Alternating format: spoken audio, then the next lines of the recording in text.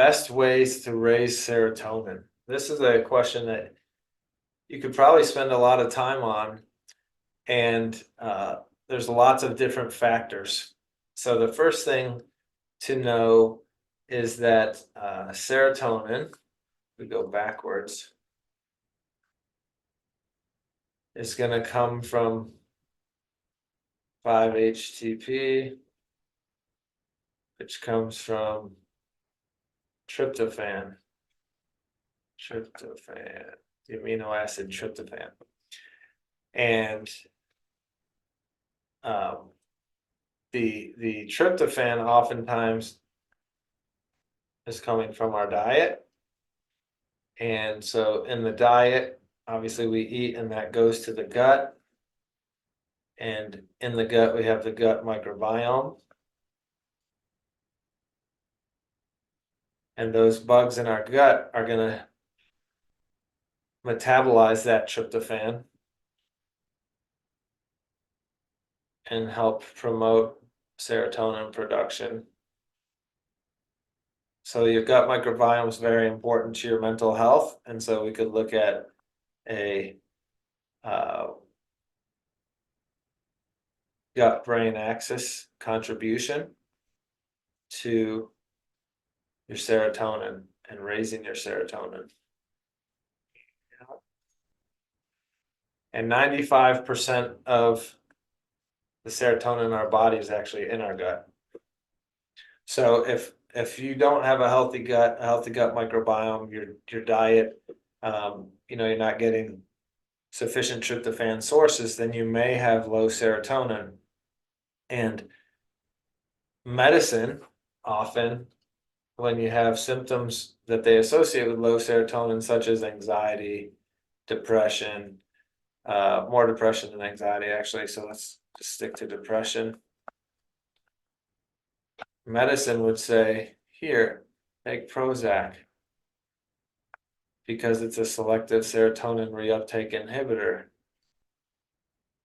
And so what that does is the mechanism is to, when your neurons talk to each other, they release, neuron A, which we, let's hold on one second.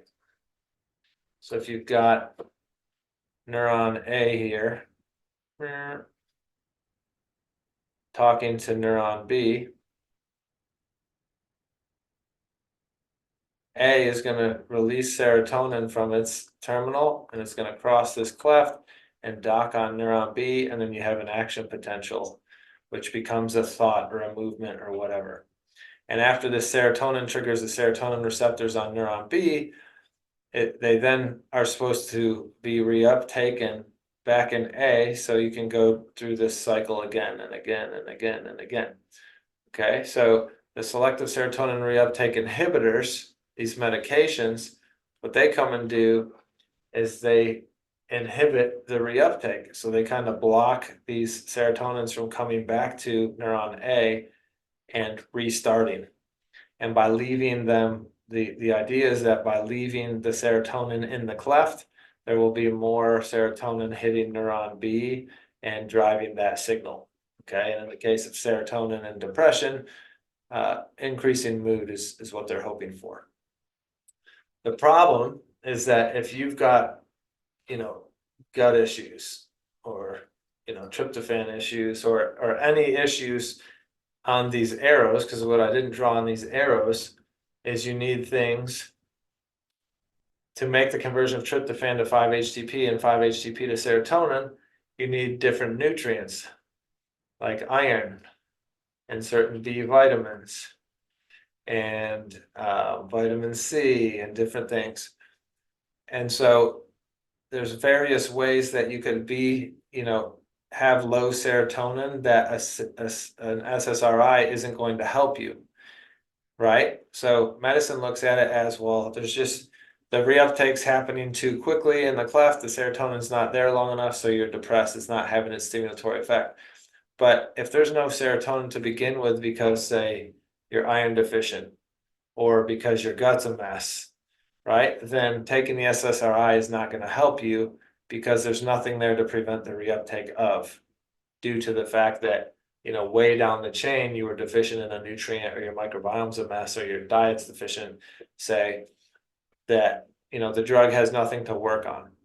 And then very commonly, so we've made videos of this in the past, but the thought that a serotonin deficiency is the cause of depression is wrong. And I've made videos on this many times, and the research has never proven that that's the right hypothesis, but that's the one that serves pharma the best. The research does show every single day or very often, whenever new studies are published, that serotonin is due to a brain on fire. Okay, so neuroinflammation is what drives depression, drives anxiety, drives whatever neuroinflammatory disease we're talking about. And that's why up to 50% of people aren't helped by SSRI medications, because the medication does nothing to address the inflammation going on in their brain and body. If we go and reduce the inflammation in the brain and body, they often do better with their depression, anxiety, whatever, without any of those psychiatric medications. And the research supports that big time. And so that inflammation could come directly to the brain, say from a traumatic brain injury, motor vehicle accident, concussion, playing in the NFL, physical abuse, like all falling downstairs, whatever. It could also come from gut dysbiosis. It could come from Crohn's disease. It could come from all kinds of things that might impact the gut and drive inflammation down here in the system.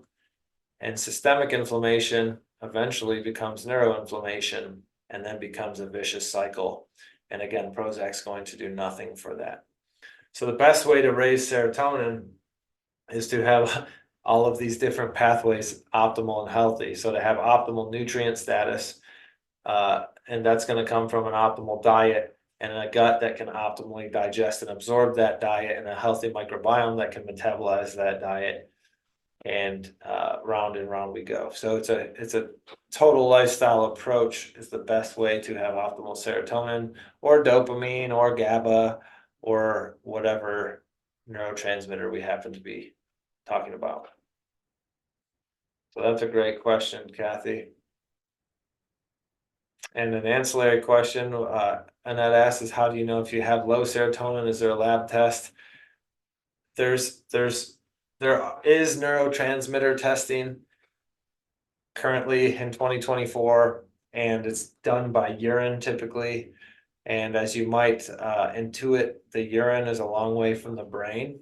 And so, looking at neurotransmitters in the urine, there's a lot of opportunity for that to not necessarily represent what's going on in the brain well. So to this point, I don't think that testing is worthwhile, but there are tests, to understand the gut and the microbiome and your iron status and B vitamin status and other nutrient statuses that matter, and serotonin metabolism. So if you're going to test those things and those things are like you're iron deficient, well then yeah, that over the long term is going to impact serotonin and your mood and other functions. If your gut microbiome, if you're deficient in a bunch of probiotics, or you've got gut infection driving gut inflammation, that's going to impact your serotonin metabolism likely, and maybe your absorption of serotonin from your food.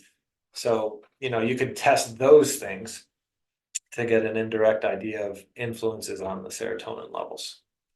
But right now, at least with the knowledge I have at this moment on neurotransmitter testing, I don't think that's worthwhile. Do nutrients handle the brain on fire from traumatic brain injury, or do they influence it? Absolutely. And so, good question. So we said the research is showing that depression is more due to neuroinflammation, not serotonin deficiency. And that's true. Where serotonin deficiency might play a role is if you're chronically neuroinflamed. When you're inflamed, you metabolize through your neurotransmitters faster. And so that could ultimately lead to a secondary serotonin deficiency. But the primary issue is still the brain inflammation and addressing that. And so how would nutrients play into that? Well, we need nutrients to put the fire out, right? So one of our best natural anti-inflammatories is vitamin D. Omega-3s are key anti-inflammatories, and when we're talking about the brain specifically, we're talking about DHA.